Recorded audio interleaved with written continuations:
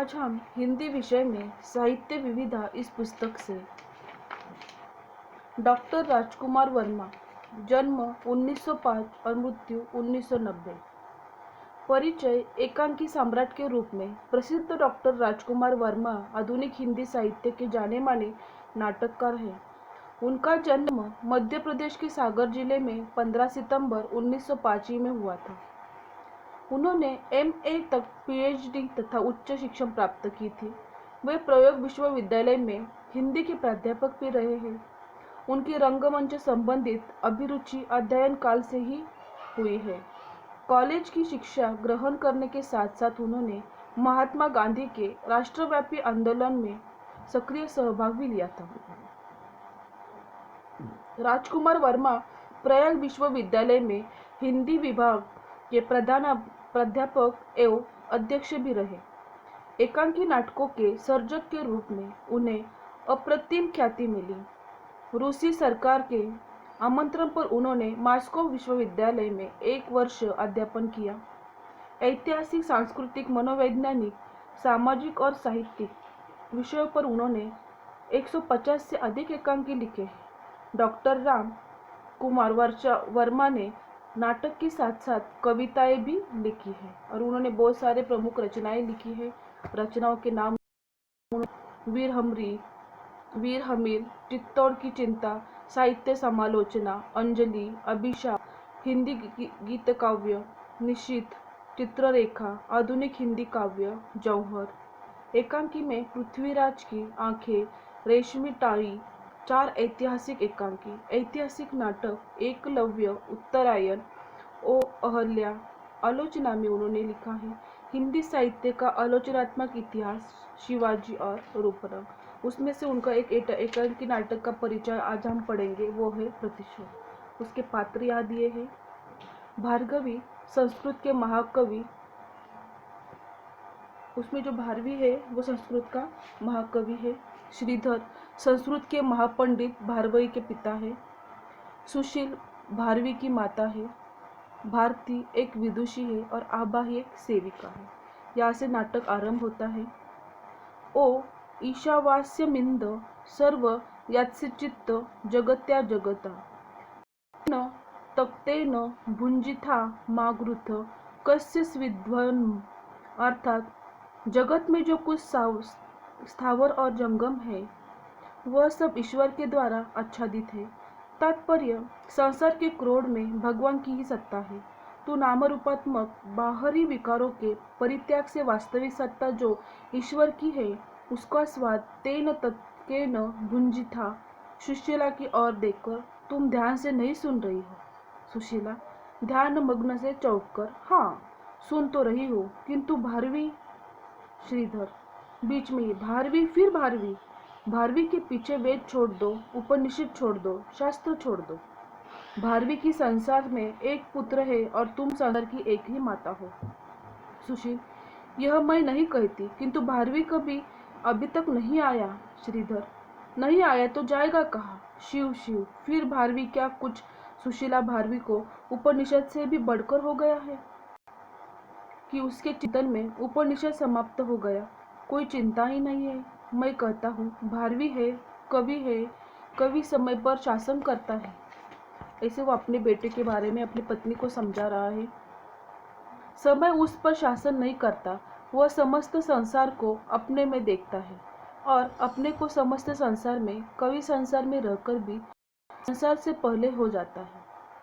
सुशीला, तो क्या भारवी कवि बनकर मेरा पुत्र नहीं रहा। श्रीधर पुत्र तो है ही, किंतु वह संसार का जनक भी है। और वो आगे कहता है कि वो संसार का एक जनक भी हो गया है। कवि संसार में रहकर भी संसार से परे हो जाता है। सुशीला, तो क्या भारवी कवि बनकर मेरा पुत्र नहीं है। पुत्र तो है ही, किंतु वह संसार का जनक भी है। जनक, अपनी कल्पना से वह न जाने कितने संसारों का निर्माण कर सकता है। सुशीला, तो क्या आप कल्पना से वह अपनी माता का भी निर्माण कर सकता है, और वह करे तो भी कर ले, किंतु संसार में उसकी एक ही माता रहेगी और वह है मैं। श्रीधर, हाँ माता तो तुम ही हो, किंतु दिन शास्त्रज्ञ करने के देखा लेना। सुशीला, शास्त्रार्थ के नियमों में माता का हृदय नहीं बांधा जा सकता।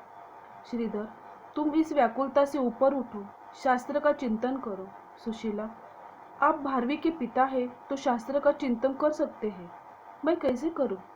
आज दूसरा दिन है और वह नहीं आया है, और दिनों तो वह जल्द ही आ जाया करता था, न जाने कहाँ हो गया। श्रीधर, सुशीला, तुम व्यर्थ ही चिंता कर रही हो। भारवी अभी शिशु नहीं है, वह किसी गोष्ठ में बैठकर कविता का आनंद ले रहा होगा।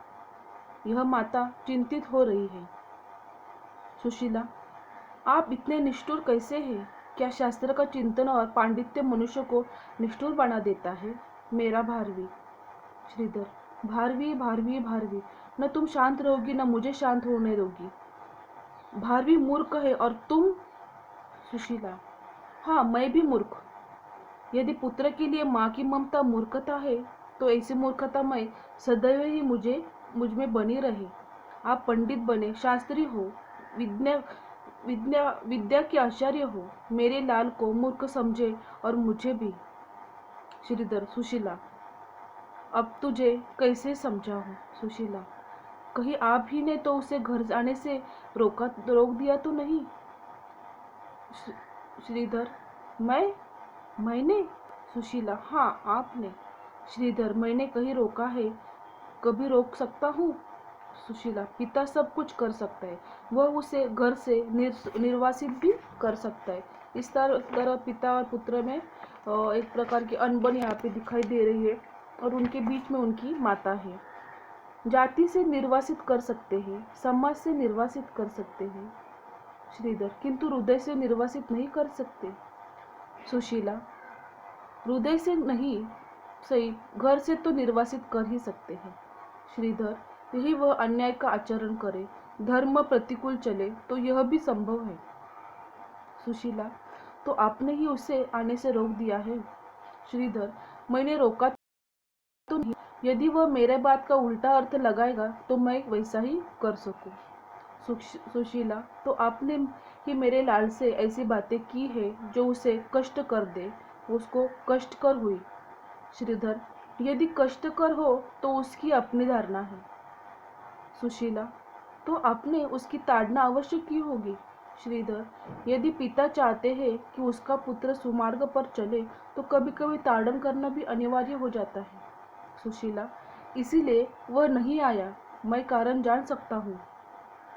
श्रीधर, अवश्य, इधर मैंने देखा कि वह शास्त्रास्त्र में और पंडितों को पराजित कर रहा है। सुशीला, तो यह तो आपकी प्रसन्नता का विषय होना चाहिए। श्रीधर, होना तो चाहिए, किंतु इधर मैंने देखा कि पंडितों की हार से उसका अहंकार बढ़ता जा रहा है, उसे अपनी विद्वत्ता का घमंड हो गया है, उसका गर्व सीमा का अतिक्रमण कर रहा है, यह मुझे सहन नहीं हो सकता। सुशीला, तो क्या आप मेरे लाल से ईर्ष्या करते हैं? श्रीधर, मूर्ख हो तुम। क्या पिता भी पुत्र से कभी ईर्ष्या कर सकता है? क्या बीजांकुर अपने पुष्प से कभी ईर्ष्या करेगा? किंतु मैं यह सहन नहीं कर सकता कि मेरा पुत्र दंभी हो। सुशील, तो आपने उसे ताड़न दी? नहीं, कि आपने उसे कुछ ताड़न दिया है। ताड़न यानी ताड़ना मतलब उसको शिक्षा, उसके गुनाह की शिक्षा की है। श्रीधर, हाँ, मैंने उसको ताड़ना दी और उग्र रूप से दी। सुशीला, क्या कहा आपने? श्रीधर, मैंने कहा कि तू महामूर्ख है, दंभी और अज्ञानी है। सुशीला, यह अपने भारवी से एकांत में कहा या पंडितों के सामने? श्रीधर, पंडितों के सामने, मुझे किसका संकोच है? पंडितों के सामने ही मैंने उसको अनुशासन किया है। यह सुन के उसके माता को बहुत ही दुख हुआ है।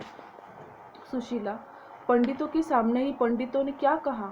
श्रीधर, कहते क्या, वे तो भारवी की ओर देखकर हंसने लगे। भारवी के स्वर में ही बोलकर वे उसका परिहास करने के लिए और तालीम पीटने लगे। सुशीला, और बेचारा भारवी?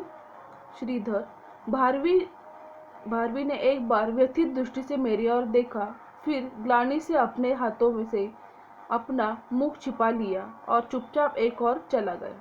सुशीला, आपने उसके रोका नहीं? श्रीधर, नहीं, यदि रोकता तो अनुशासन की मर्यादा कैसे रहती? श्रीधर, नहीं, यदि रोकता तो वो शायद उसको अपनी गलती का एहसास नहीं होता। श्रीधर, आपने रोका नहीं। मेरे लाल से अधिक प्रिय आपको उसका अनुशासन की मर्यादा है। श्रीधर, सुशीला, मोह में मत बहो। अनुशासन की मर्यादा पर बड़े से बड़े व्यक्ति का बलिदान दिया जा सकता है।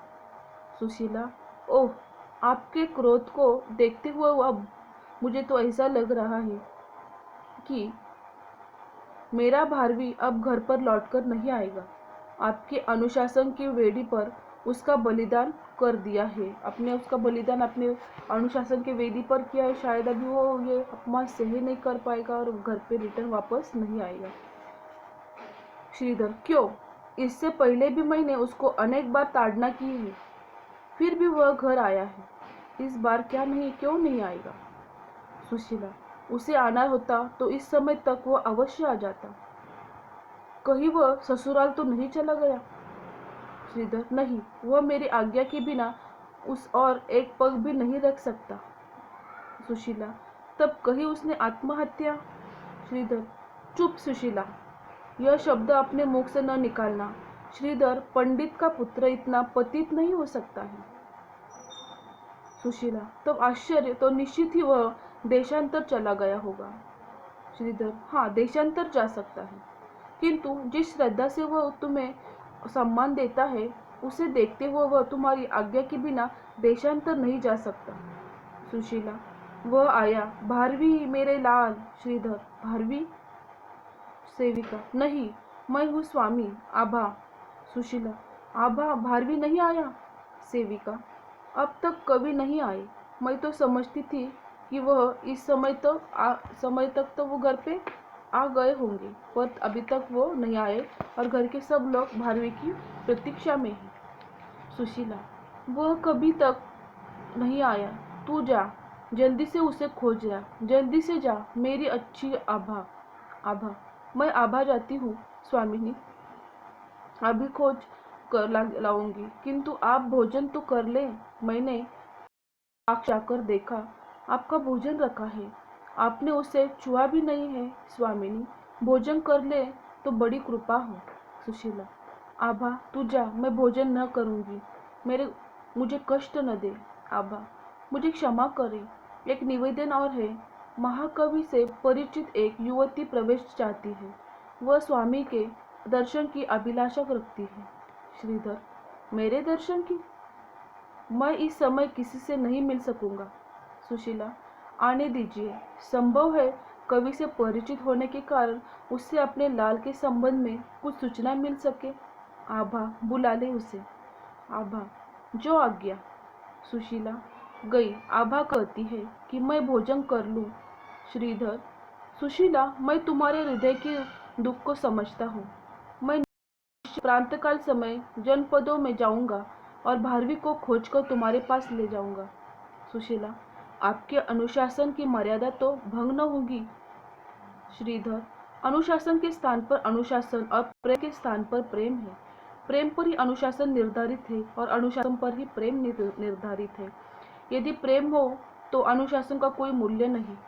सुशीला, आपको विश्वास है कि भारवी किसी जगह पर पद में मिल जाएगा? श्रीधर, मुझे विश्वास है कि जब वह अनियमित कार्यों से मुक्त है तो किसी न किसी जनपद में अवश्य मिल जाएगा। सुशीला, यही नहीं मिला तो? श्रीधर, तो मैं राजकीय सहायता की प्रार्थना करूंगा।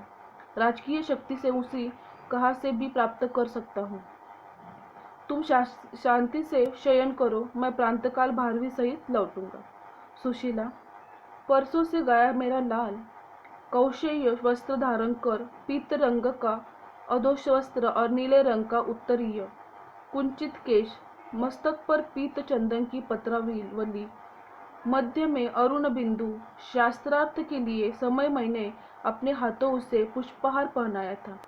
उसने मुझे प्रणाम किया था। स्नेह गदगद हो मैंने कहा, विजयी बनो, विजयी भव। उसके मुख पर हल्की मुस्कुराहट थी। वो अपने पुत्र को याद कर वो सब याद कर रही है माता सुशीला कि वो मेरा पुत्र को मैंने जय भव यह आशीर्वाद दिया। इसमें पिता का एक प्रकार का बेटे के प्रति अनुशासन दिखाई दे रहा है कि बेटे के प्रति अनुशासन भी होना अत्यंत ज़रूरी है। इस जो हम नाटक पढ़ रहे हैं इसका जो अगला भाग है पन्ना नंबर 89 पेज नंबर 89 से हम अगले भाग में देखेंगे। धन्यवाद।